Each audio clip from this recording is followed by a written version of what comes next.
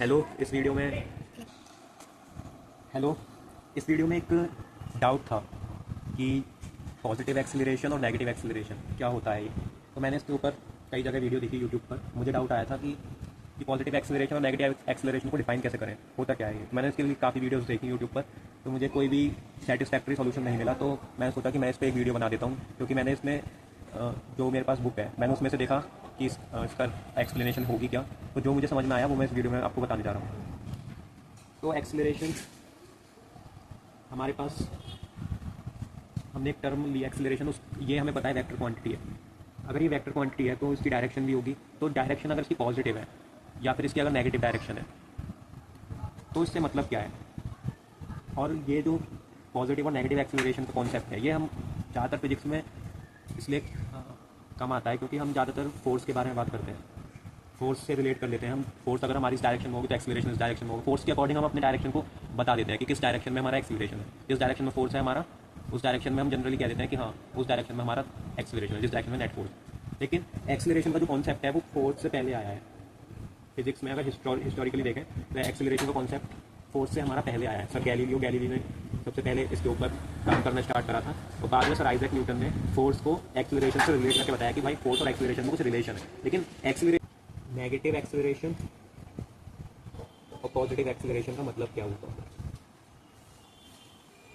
अगर मैं आपसे एक क्वेश्चन पूछूं कि एक्सीलरेशन अभी बाद में बात करते हैं, उससे पहले अगर वेलोसिटी देखें, नेगेटिव वेलोसिटी का क्या मतलब होता है ये तो हमें बहुत अच्छे से क्लियर है। हमारा हमने जो कन्वेंशन ले रखा है कार्टेशियन सिस्टम के अकॉर्डिंग, हमने जो कन्वेंशन ले रखा है उसमें राइट साइड में अगर हम चले तो राइट साइड में अगर वेलोसिटी है हमारी तो वो हमारी पॉजिटिव है, और लेफ्ट अगर हम राइट टू लेफ्ट जा रहे हैं, लेफ्ट डायरेक्शन वेस्ट डायरेक्शन में जा रहे हैं तो हमारी जो वेलोसिटी है वो नेगेटिव है। लेकिन एक्सीलरेशन की डेफिनेशन होती है कि change in velocity per unit time, मतलब एक यूनिट टाइम में कितना वेलोसिटी में चेंज हो रहा है। तो ये चेंज नेगेटिव है या पॉजिटिव है, ये कैसे आएगा। तो पहला इसका जो हम डिफाइन कर सकते हैं एक्सीलरेशन को, एक तरीका ये है हमारे पास डिफाइन करने का कि जब ऑब्जेक्ट की स्पीड अगर बढ़ रही है तो उसको पॉजिटिव एक्सीलरेशन ले लेते हैं, और जब ऑब्जेक्ट की स्पीड डिक्रीज हो रही है तो उसको नेगेटिव एक्सीलरेशन।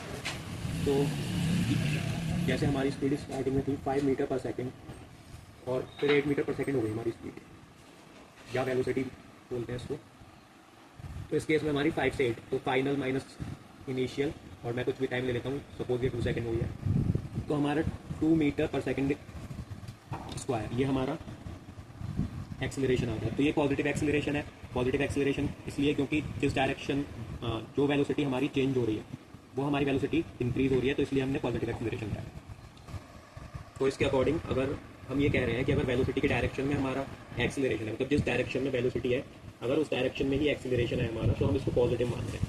लेकिन जब मैंने इसको पॉजिटिव कहा तो इसकी एक पर्टिकुलर डायरेक्शन नहीं मान सकते आपकी इसकी पर्टिकुलर डायरेक्शन राइट होगी या लेफ्ट होगी। फॉर एग्जांपल अगर मेरा ऑब्जेक्ट राइट की तरफ मूव कर रहा है तो वेलोसिटी मेरी, ये वेलोसिटी है मेरी, एरो से डिफाइन करते हैं वेलोसिटी को इस तरीके से, एरो से हमने बता दिया वेक्टर क्वांटिटी है।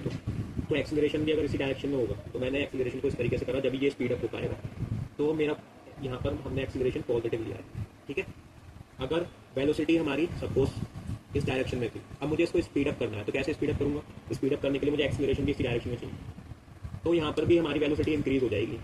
और वेलोसिटी अगर इंक्रीज हो गई तो इसका मतलब जैसे हमने डेफिनेशन देखी थी फर्स्ट डेफिनेशन अपनी, तो हमारा एक्सीलरेशन पॉजिटिव होगा। तो यहाँ पर देख सकते हो कि दो यहाँ पर डायरेक्शन आ रही है एक्सीलरेशन की, towards right towards left, depend करता है कि हमारी वेलोसिटी किस डायरेक्शन में। ये तो एक डेफिनेशन है। लेकिन दूसरी डेफिनेशन जो हमारी एनसीईआरटी बुक में भी है वो सिर्फ इतना है कि हमने एक्सीलरेशन का भी एक कन्वेंशन ले लिया है कि अगर हम राइट डायरेक्शन में मूव कर रहे हैं, अगर कार्टेशियन सिस्टम अगर हमारा डायरेक्शन राइट है, राइट डायरेक्शन में मूव कर रहे हैं, तो हमारा एक्सीलरेशन हो जाएगा पॉजिटिव।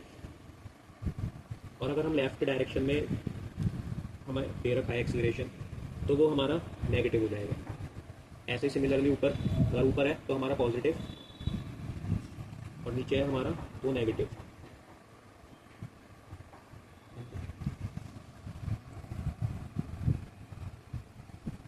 तो एनसीईआरटी में जैसे दे रखा है कि अगर हम राइट की तरफ एक्सीलरेशन ले रहे हैं, राइट डायरेक्शन में अगर एक्सीलरेशन है तो वो हमारा पॉजिटिव हम लेंगे उसको, और लेफ्ट में है तो वो हमारा नेगेटिव है। तो ये कन्वेंशन हमने फॉलो कर रखी है।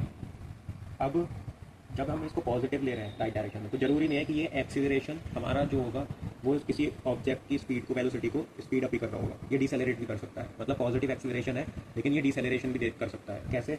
अगर हम नेगेटिव, कोई ऑब्जेक्ट है जो कि नेगेटिव वेलोसिटी है जिसकी, यानी कि -25 मीटर पर सेकंड अगर एक रैंडम मान लेते हैं, तो हमारा अगर एक्सेलरेशन राइट की तरफ है यानी पॉजिटिव की तरफ, तो ये ऑब्जेक्ट डिसेलरेट होगा यहाँ से, यानी कि इसकी टाइम के साथ स्पीड कम हो जाएगी। तो पॉजिटिव एक्सेलरेशन है, बट कर रहा है हमारा डिसेलरेशन। ऐसे ही नेगेटिव एक्सेलरेशन जरूरी नहीं है कि हमारा स्पीड कम ही करे, स्पीड को बढ़ा भी सकता है। सिमिलरली अगर यहाँ इसी केस में अगर नेगेटिव एक्सेलरेशन लेंगे तो हमारी नेगेटिव वेलोसिटी तो है और नेगेटिव एक्सेलरेशन है, तो दोनों क्या कंबाइन हो जाएंगे, मतलब एक ही डायरेक्शन में, तो स्पीड अप हो जाएगा हमारा ऑब्जेक्ट। तो इस तरीके से डिफाइन कर रखा है एक्सेलरेशन हमारी एनसीईआरटी बुक में, यानी कि अगर राइट की तरफ है तो पॉजिटिव, अगर लेफ्ट की तरफ है तो नेगेटिव। ठीक है, तो इसको मैं तुम एक और चीज़ दिखाता हूँ, फंडामेंटल्स ऑफ फिजिक्स का। तो मैंने ये मंगाया था, तो यहाँ पर जरा ध्यान से देखो एक्सेलरेशन में साइंस को। तो इसको अगर पढ़ें, in common language the sign of an acceleration has a non scientific meaning. Positive acceleration means that the speed of an object is increasing and negative acceleration means that the speed is decreasing. पहली convention तो ये हम मान सकते हैं, मतलब ये भी होती है कि पॉजिटिव एक्सेलरेशन उसे कह दो जहाँ पर ऑब्जेक्ट की स्पीड क्या हो रही है, इंक्रीज हो रही है, और नेगेटिव एक्सेलरेशन उसे कह दो जहाँ पर ऑब्जेक्ट की स्पीड डिक्रीज हो रही है, वो डिसेलरेट कर रहा है। लेकिन अब यहाँ पर इंपॉर्टेंट है, in this book however the sign of acceleration indicates a direction. लेकिन जो इस बुक में और जो हमारी एनसीईआरटी की बुक में, उसमें जो एक्सेलरेशन है वो डायरेक्शन को दिखा रहा है, ना कि whether the object is increasing और डिक्रीजिंग।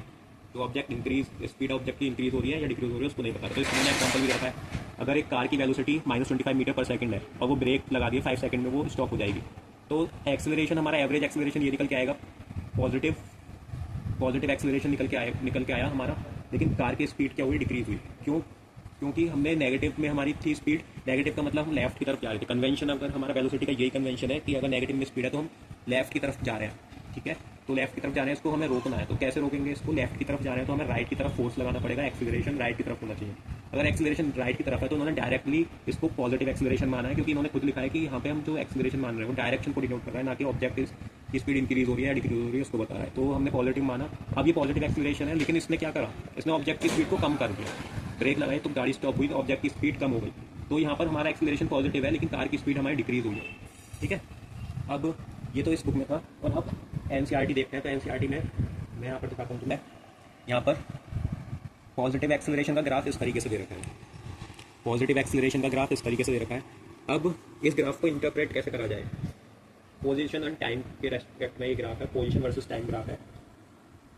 तो ये हमारा पॉजिटिव एक्सेलरेशन इस तरीके से हमने कुछ शो कर रखा है। अब पॉजिटिव एक्सेलरेशन है, तो मैंने जो बताया कि इस बुक में हमने डायरेक्शन को माना है कि अगर राइट की तरफ हम मूव कर रहे हैं तो पॉजिटिव एक्सेलरेशन होगा। तो हमने क्या देखा यहाँ पर, ये जो हमारा ग्राफ है इसमें जैसे हमने एक्स टाइम के साथ हम डिस्टेंस को डिक्रीज कर रहे हैं यहाँ पर, यानी कि हम स्टार्टिंग में क्या कर रहे हैं, टाइम के साथ हम डिक्रीज कर रहे हैं डिस्टेंस, नीचे की तरफ आ रहे हैं हम। तो हमने क्या करा, हमने टाइम के साथ डिस्टेंस को डिक्रीज करा, यानी कि हम लेफ्ट की तरफ मूव कर रहे हैं।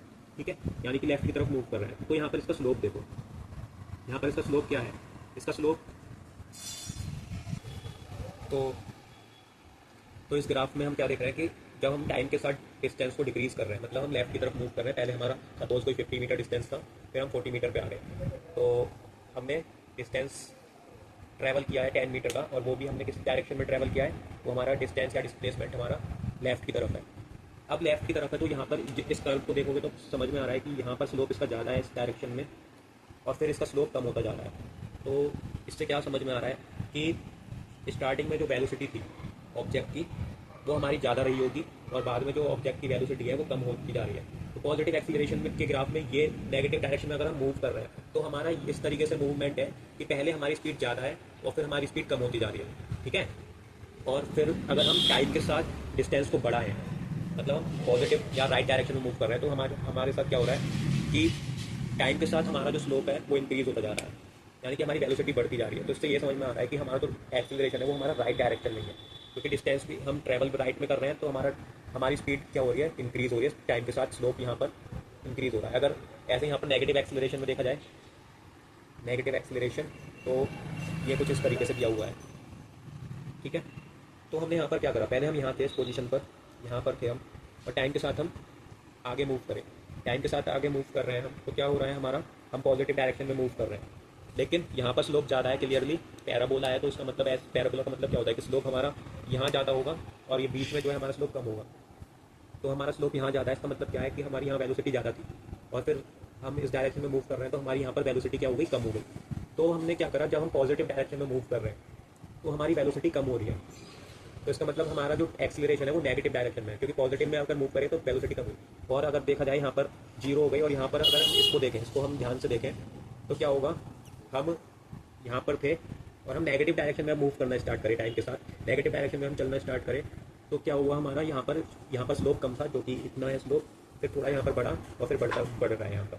तो टाइम के साथ हमारी वेलोसिटी इंक्रीज हो गई। इससे ये समझ में आता है कि जो हमारी एक्सीलरेशन की डायरेक्शन है वो हमारी नेगेटिव, यानी कि लेफ्ट हैंड साइड है, जिस डायरेक्शन में हम मूव कर रहे हैं, यानी कि लेफ्ट की तरफ अगर मूव कर रहे हैं तो हमारी एक्सीलरेशन की डायरेक्शन भी लेफ्ट हैंड साइड है। तो इस तरीके से एक्सीलरेशन की डायरेक्शन है हमारी बुक में।